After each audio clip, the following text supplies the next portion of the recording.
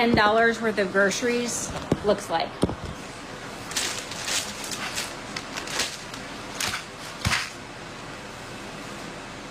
That's it. I'm at Publix right now and I was looking at chicken breast, organic chicken breast. It's not even air chilled, okay? So it's soaked in bleach. And look at that's 2 chicken breasts. It's $20. I added my hamburger and my price skyrocketed. That's freaking crazy. What are we doing? What is this economy that we are all living in right now? It makes me so mad. Like, no one can afford to live. Hamburger is so expensive, and that is supposed to be one of the most easily accessible meats. Hey guys, this is Dudley J, and I just wanted to show y'all something.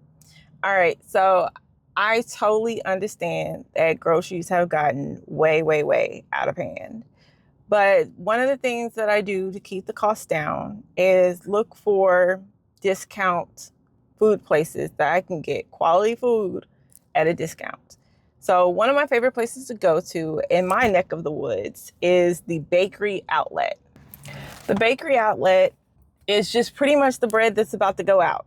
It's about to go. So they bring it here for its last little hurrah, and whoever comes in first dibs can get it, right? So we're talking about some of the best name brand breads that you see at the market for about $5, $6. You can get it here for $1. So come inside with me as we check this out real quick.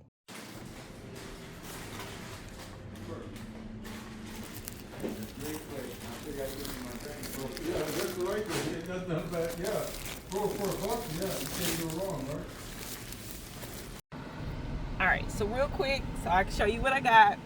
All right, so I learned this from my mama. My mom used to always go to Dale Bakery Outlet, and I was so surprised when I saw that there was one near my house, okay?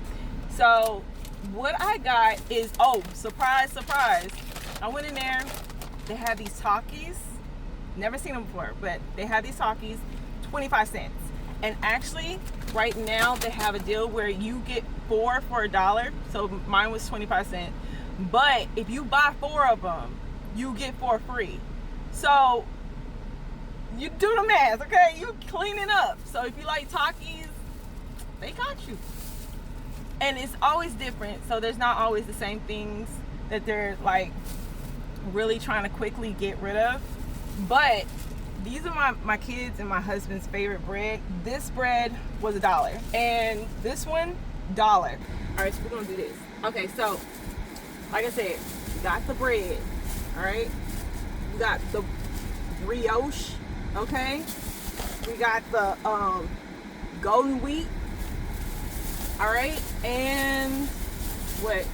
We got the original one. I got 6 loaves for $6. And then the Takis were 25 cents. So all of this was $6.25. There's my receipt, look. So I'm just saying, oh yeah, and I got this one, oh yeah, and then I got the Hawaiian, all right? So y'all looking for ways to like conserve. I know things are tight, I know things are hard, and Godspeed to all of y'all. I really wish y'all the best, and I hope y'all get through these times. And I'm gonna try my best to show you some ways. Now, we may not have the same thing. We are all in different states and situations or whatever. But look, like literally look, Google, like, is there an outlet? And don't be too proud to go, because it's still good bread. They can't sell you bad bread. I'm going to try my best to show you some saving techniques that can get you through these trying times, okay? Remember, we're all in here together. We're all in the same predicament. We're trying to figure it out, and it's all about shopping smarter, all right? So if y'all got any tips, leave it in the comments below. I'm gonna do my part, y'all do y'all part, and we're gonna help each other out to get past this, whatever this is. And just start shopping smart, okay? Only shop what you need, okay? So like, if you're over here cooking for the week, make sure all of your fruits and vegetables go into each meal. All right? If you do that, you're making things a lot easier and you're making things a lot more cost effective. Okay? Now, I gotta go to my next stop and I'll see you later. Okay? All right, bye. All right, so I'm back from the store. Oh, all right, and this is what I got. All right, so I normally go to HEB, which is my grocery store down the street. Actually, Winco is my grocery store down the street. But when I go for my meats and stuff, I go to HEB for those. And a lot of times I go ahead and that's like my first stop, and then everything else I don't get there, I get at other stores, right? But for this, I only had to make 2 stops. That's HEB and then the Asian market, okay? So let's start with the Asian market. The Asian market is where I get my spring rolls, okay? The sheets for that. I cannot find them at the grocery store. No American grocery store carries the thin, the ultra thin, okay? The ultra thin spring roll shells, which is like the egg rolls, but they're like super thin, gives you that nice crisp. It's like I've tried so many brands and they all have the bubbly, crunchy egg roll shell instead of the spring roll, right? So I go to my Asian market for that. And that's a special occasion because I don't have really one near here. I have a small one, but other than that, I have to do a little traveling to get that. So I stay stocked up, okay? On top of that, I get chicken for the best deal, okay? And this is the County Post chicken. That's the brand I get. I'm not committed to brands. I'm committed to deals, okay? I'm trying to conserve, all right? So this costs $13.18 for this pack of chicken. There is like 6 chicken breasts in here, and typically for me and my family, I can get away with just 2 chicken breasts. So this one pack of chicken that I got at the store is only, it feeds us 3 times, okay? So for this meal, I'm only using 2 chicken breasts, okay? Also, bag of onions. I mean, that was like $3, but I'm only probably gonna use 1 onion. So we're gonna do the math at the end of this so that you can see exactly what we're working with, okay? Also for this meal, I always keep these on hand. These sweet peppers, I don't use the whole bag. I can use this for several meals. I even snack on these. So there's that. And then some cabbage, okay? And then garlic. I think this is like, it just depends on the store you go to. Sometimes I can see it for like 33 cents each. And then sometimes they're like 50 cents each. It all depends on what store you go to at the time. And I would say pay attention to the prices. I have like a catalog in my head going like, oh, no, it's cheaper here. And when I make my grocery list, I do it accordingly. Maybe I will post a grocery list, right? And then I normally get a smaller bag. I normally get the 2-pound bag of carrots, but I had something pop in my head that I'm gonna try out. So y'all gonna see that later on the channel. But yeah, that's what I got for dinner tonight. The carrots, I'm only gonna use a little bit. I probably use only like 3 carrots. And then 1 onion and the bag of cabbage and 2 chicken breasts, okay? And this will make the egg rolls. This is going to make the chicken lomein, and that's dinner, all right? And we're gonna have leftovers. It's gonna feed us today into tomorrow. Okay, and I'm gonna show you how I did that. Also, when it comes to lo mein, I didn't need to get any, like my mom had a lot of spaghetti and I'm trying to get rid of it, all right? I have so much spaghetti in my pantry that we're gonna use just regular, I normally like thin spaghetti, but when it comes to lo mein, a thicker noodle works. And you can just use spaghetti noodles for this. And that's what we're gonna use. We're just gonna use some spaghetti noodles for the lo mein. And yeah, so that's it for the haul, my grocery haul. And let's get started on the meal. All right, and for the sauce, so what it's gonna be is like 3 tablespoons of soy sauce, 2 tablespoons of oyster sauce, brown sugar, all right, which is just a teaspoon of that, okay? And then 2 cloves of garlic, which I like a lot of garlic, so I probably add 4 cloves of garlic, but that's just what I do. Like I said, you season it to your liking, okay? What do you like, what it tastes like? That's what you do, okay? So yeah, with that said, that's what I have for dinner plans for tonight. And yeah, let's just get right to it. All right, later.